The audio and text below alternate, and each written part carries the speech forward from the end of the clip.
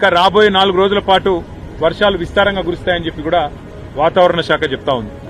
రాష్ట్ర ప్రభుత్వానికి మరి ఇంత జరుగుతుంటే, ప్రజలు ఇంత అవస్థల్లో ఉంటే, రాష్ట్ర ప్రభుత్వం ముఖ్యంగా గౌరవ ముఖ్యమంత్రి గారు మాత్రం నిన్ననేమో మూసీ నది సుందరీకరణ మీద వారు రివ్యూ చేసినట్టుగా చూసినాం. ఇవాళనేమో రాష్ట్రానికి ఒలింపిక్స్ ఎట్లా తేవాలని చెప్పి రివ్యూ చేస్తున్నట్టుగా ఇప్పుడే నేను టీవీలో చూసిన.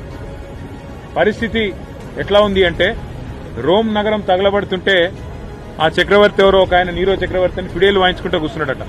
అట్లా రాష్ట్రం వరదల్లో ఉంటే మూసీ సుందరీకరణ ముఖ్యమా, లేకపోతే రాష్ట్రానికి ఒలింపిక్స్ అనే డిస్కషన్ ముఖ్యమా, లేకపోతే ప్రస్తుతం పంట నష్టం ఎంత జరిగింది, ఆస్తి నష్టం ఎంత జరిగింది, ప్రాణ నష్టం ఎంత జరిగింది, ఎంతమంది విపత్తుల్లో ఉన్నారు, ఇది చూసుడు ముఖ్యమా?